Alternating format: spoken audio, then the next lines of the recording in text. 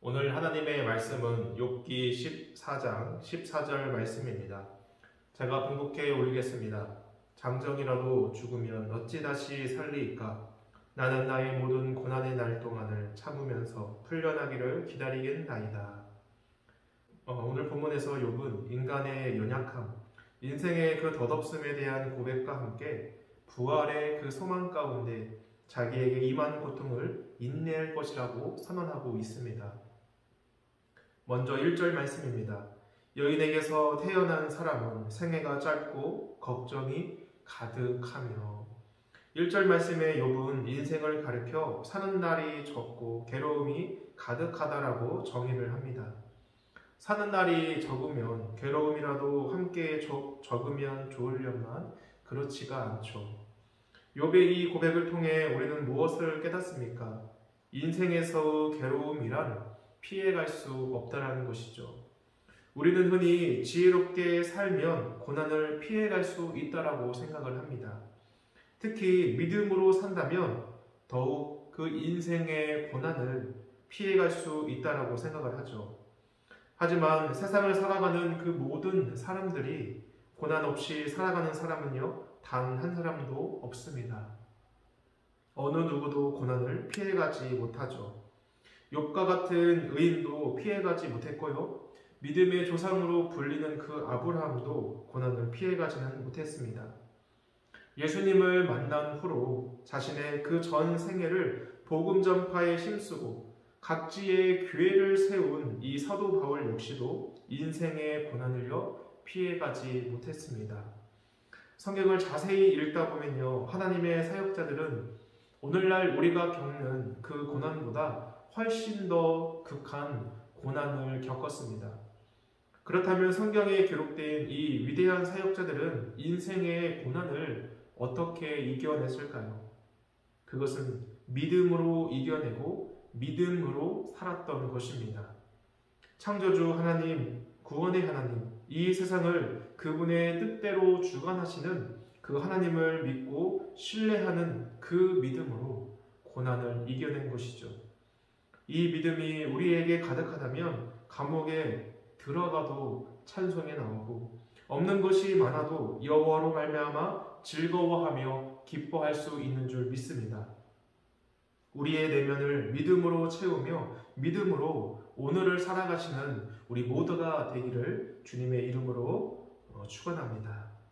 이어서 욥은 2절 말씀에 꽃과 같이 자라나서 시들며 그림자같이 지나가며 머물지 않는 것이 자신의 인생과 같다라고 고백을 합니다. 꽃이 그 피어있는 기간은요 짧습니다. 욥은 자신의 인생을 꽃으로 비유하는 것은요 그만큼 인생이 허무하다라는 것을 말해주고 있는 것입니다. 인생이 너무 덧없이 짧게 느껴진다는 것이죠. 이것은 마치 그림자가 한 곳에 머물지 않고 신속하게 지나가는 것과 같은 것입니다. 성도 여러분, 길다면 길고 짧다면 짧은 그 우리의 인생을 아끼며 정말 귀한 일에 우리의 시간을 사용할 수 있기를 바랍니다. 5절의 말씀입니다. 그의 날을 정하셨고 그의 달수도 주께 있으므로 그의 규례를 정하여 넘어가지 못하게 하셨음즉. 5절의 말씀은 우리 각자에게 주어진 삶이 어떠하든 하나님께서 정해주신 그때까지 살아낼 그 의무가 있다라고 말씀합니다. 내게 주어진 삶이 때로는 하나님께 죄를 지어서 징계를 받는 듯한 그 삶의 고통을 느낄 때도 있습니다. 그래서 이 삶의 고통이 너무 커서 극단적인 선택을요 생각하는 경우도 있죠. 하지만 이러한 생각은요 온당한 것으로 우리가 볼 수 없습니다. 욥이 왜 자신이 이런 고난을 당해야 하는지 알 수는 없었지만 끝까지 자기의 생을 살아낸 것처럼 우리 역시 우리에게 주어진 그 삶의 고통을 우리가 인내하며 살아갈 수 있기를 바랍니다. 욥은 자신의 연약함과 인생의 덧없음만을 고백하지 않습니다. 자신에게 임한 그 인생의 고통 가운데 부활을 소망하며 인내할 것이라고 선언하죠. 14절과 15절 말씀입니다. 장정이라도 죽으면 어찌 다시 살리이까? 나는 나의 모든 고난의 날 동안을 참으면서 풀려나기를 기다리겠나이다. 주께서는 나를 부르시겠고 나는 대답하겠나이다. 주께서는 주의 손으로 지으신 것을 기다리시겠나이다. 만일 사람이 죽더라도 다시 살아날 수 있다면, 그 부활만 가능하다면 얼마든지 지금 자신이 당하는 이 현재의 고통을 참고 견딜 수 있음을 욥은 고백하고 있는 것입니다. 성경은 장차 영생에 들어갈 것을요 우리에게 말씀합니다. 영원한 생명만 약속하는 것이 아니라 참고 견디며 그 희생에 따른 상급까지도 우리에게 약속을 하죠.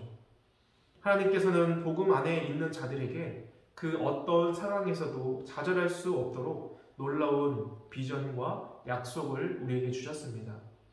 예수님께서 말씀하시기를 당신을 믿는 자는 죽어도 살겠고 살아서 믿는 자는 영원히 죽지 않는다라고 말씀을 하십니다. 이것은 곧 그리스도의 부활의 생명이 영원히 우리 안에서 역사한다는 것이죠.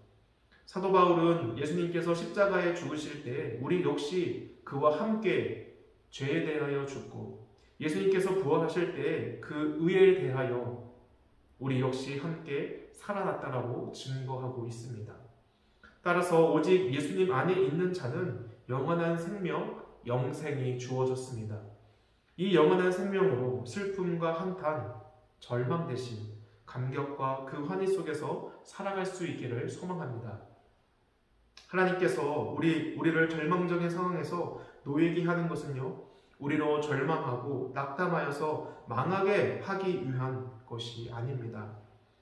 그 어떤 아버지도요, 자기 자식을 망하게 하고자 하지는 않죠. 우리는 하나님의 자녀입니다. 하나님은 우리의 아버지가 되시죠. 아버지 하나님께서 우리를 절망적인 상황에 처하게 하시는 이유는 우리를 위하는 데 있음을 우리는 믿습니다. 우리의 죄를 회개케 하기 위해서, 우리의 신앙을 연단하기 위해서, 우리로 그 시험을 통과해 하나님이 준비하신 그 상급을 얻기 위함인 줄 믿습니다. 우리를 향한 그 하나님의 변함없으신 그 사랑을 기억하며 그 회복의 소망 가운데 살아가시는 우리 모든 성도님들 되시기를 주님의 이름으로 축원합니다. 기도하시겠습니다. 아버지 하나님, 우리의 인생 가운데 겪게 되는 그 시험들을 믿음으로 이겨내며 부활의 소망으로 인내하게 하여 주옵소서.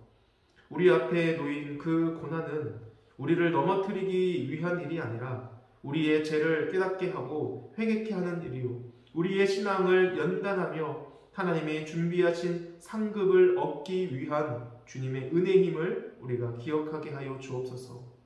주님, 우리에게 주어진 그 영원한 생명, 그 영생을 기억하며 하나님을 위해 사람들에게 선한 덕을 끼치며 살아가는 복된 우리의 삶이 되게 하여 주옵소서. 감사드리며 우리 주 예수 그리스도의 이름으로 기도드립니다. 아멘.